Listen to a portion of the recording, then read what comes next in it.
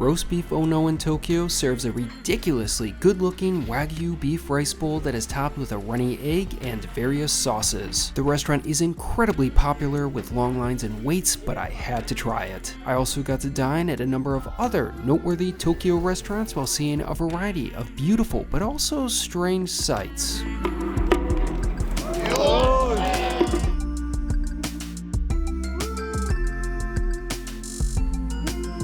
My day in Tokyo started with some sightseeing as I spent time exploring the beautiful Shinjuku National Garden.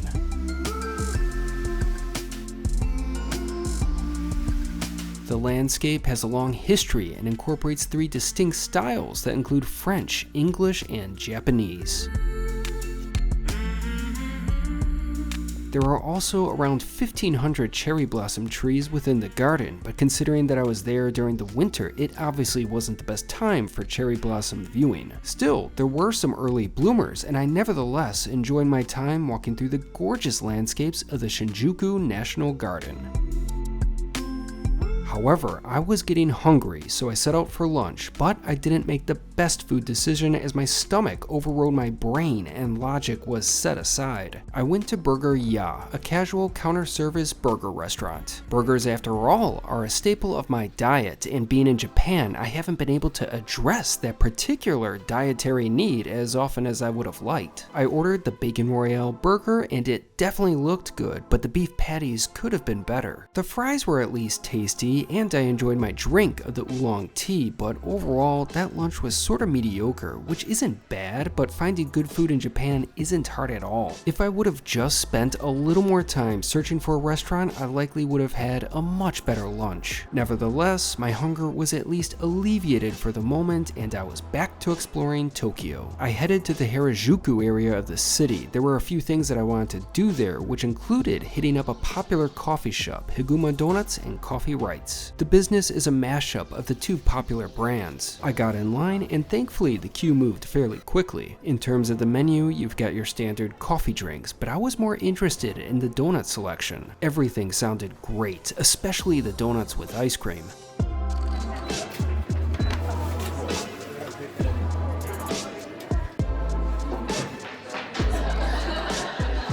I ended up getting one of the special donuts, the honey mascarpone, which was made fresh. For my drink, I just got a cup of the day's batch brew, which even came with a small informational card, which I thought was a nice touch. That coffee was very nice. It was good quality and it hit the spot. Regarding the donut, I loved it. It was warm, fresh, light, and perfectly balanced in terms of its sweetness. Overall, that coffee shop lived up to the hype.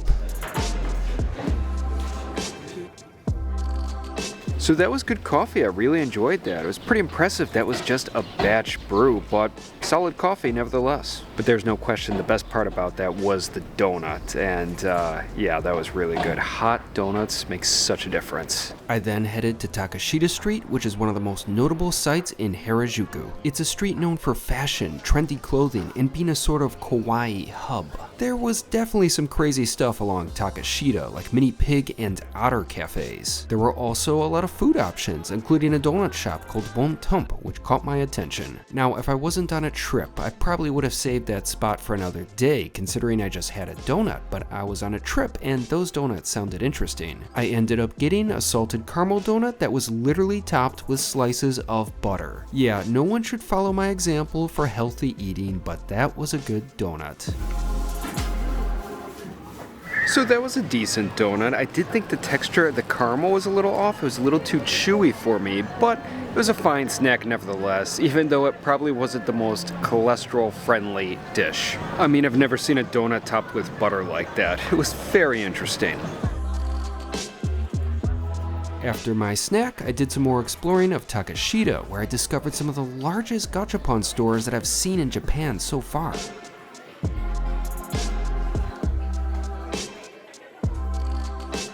The little toys they offered were so unique and amusing, and obviously I needed to get some. I also bought a cool print from another store which will hopefully decorate my apartment one day. Soon enough, it was dinner time and I went to a restaurant that has intrigued me ever since I came to Tokyo, Roast Beef Ohno, which serves roast beef rice bowls that look ridiculously good. Of course, there was a line, and I waited about 45 minutes until I was seated, but the wait was worth it as my dinner looked spectacular. The restaurant basically serves one dish, a roast beef rice bowl that is topped with a raw egg yolk, mayonnaise, and a sauce that I got to choose. I also had to select the meat, and there were two options. There was the rich or the healthy beef. Considering my diet for the day, I stayed away from the leaner, healthier beef and of course chose the rich, fattier Japanese black Wagyu, and I'm glad that I did. That dish was a masterpiece. The beef just melted in my mouth. Plus, the lusciousness of the egg yolk and the various sauces thoroughly enhanced that already great bowl of food. Roast beef oh no, more like roast beef oh yes. As part of the set that I got, there was also a soup along with some condiments that I could add to the beef bowl. Overall, roast beef oh no certainly lived up to the hype.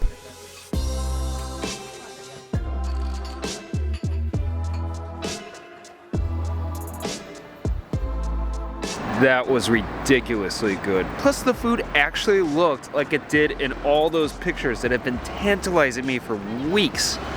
Oh, that was fantastic. I have also not been eating the healthiest on this trip. When I get back to New York, I think we're gonna have one or two salads, that's for sure.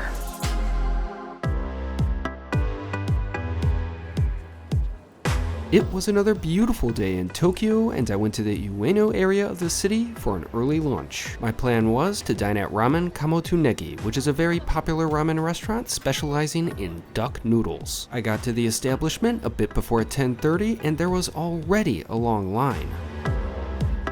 After purchasing my ticket at the machine, I got in the queue.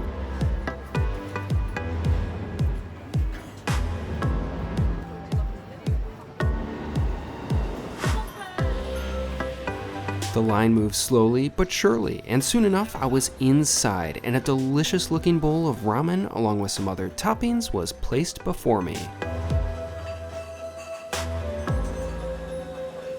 Everything looked so good, and I was so excited to give that bowl a go. First, I tasted the rich duck broth, which was filled with flavor. Then I tried the noodles, duck, and other toppings, and I immediately realized why the restaurant remains so popular. That was one hell of a fine bowl of ramen. The flavors were strong and satisfying. The duck was so tender and tasty. Frankly, I think more ramen restaurants should serve duck.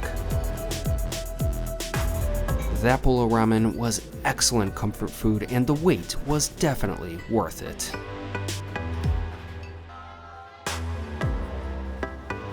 After my lunch, I headed to the Tokyo National Museum, but I made a detour when I discovered the Samurai Festival.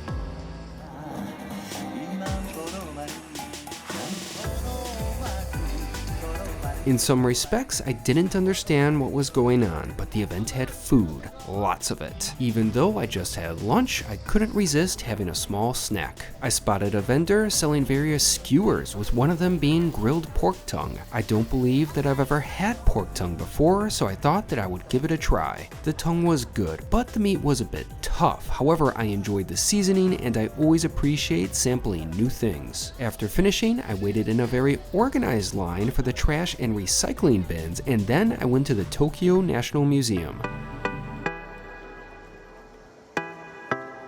The institution is one of the largest and oldest museums in Japan. In fact, it's so large that even though I spent hours there, I still didn't get to see everything, but what I saw was spectacular. Throughout multiple buildings was a collection of artwork and cultural objects from Japan as well as the rest of Asia. The items on display were beautiful, and I particularly appreciated the showcase of swords and armor.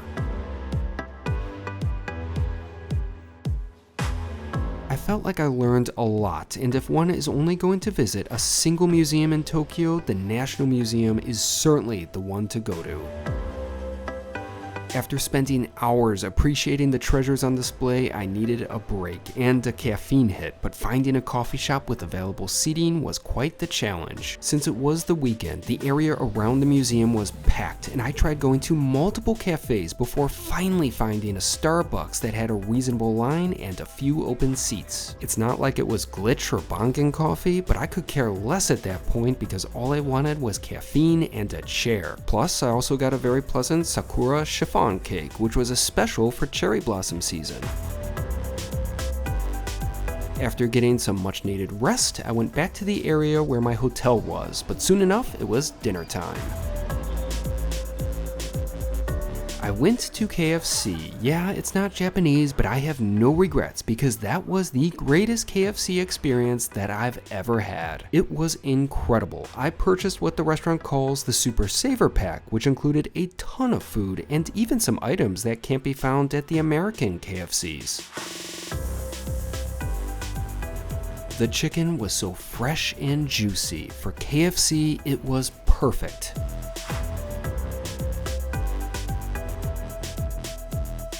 Plus, all the sides and the little hand pie dessert were a joy to eat. That fried chicken dinner certainly capped off another fine day in Tokyo.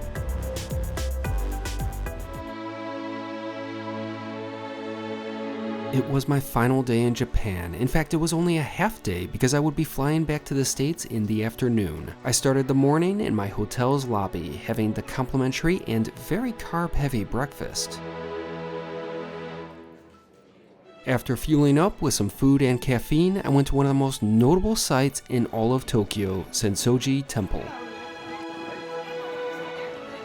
The site is the oldest temple in Tokyo and is one of the most visited religious sites in the world, attracting over 30 million visitors annually. When I went, it was packed, despite the fact that I was there early in the morning and during winter. I can only imagine how crowded it would get during peak tourism season. Despite the crowds, I had a great time.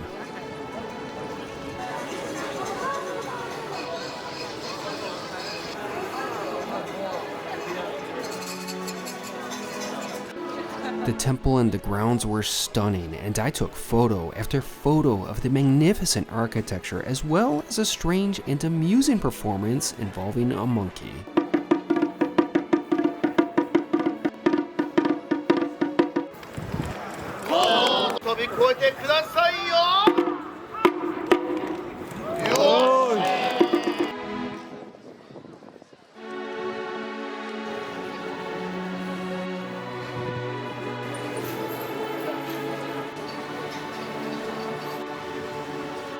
While I would have loved to have done some more exploring, I had a plane to catch and thus needed to have an early lunch. I didn't plan on stopping at any specific spot since Senso-ji was the priority, and I figured I would just try any place that looked good. I first checked out a restaurant that offered Wagyu rice sandwiches, which I just thought was okay as the beef was a bit chewy. Then I stopped at a Yoshinoya for a small rice bowl of fried chicken, which was just okay, but at least it was a hell of a lot better than what I would be having on my flight. After finishing, it was sadly time to head home.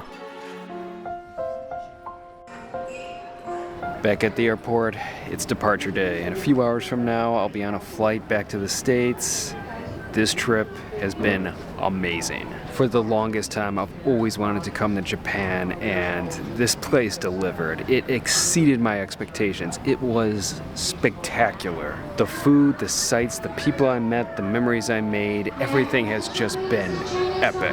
I've been to 36 countries so far, and while that's still a small slice of the world, without a doubt, Japan has certainly been one of the best. To sum it up, I'm just happy and truly grateful. So now it's back to New York, where I'll work my butt off so I can do this again.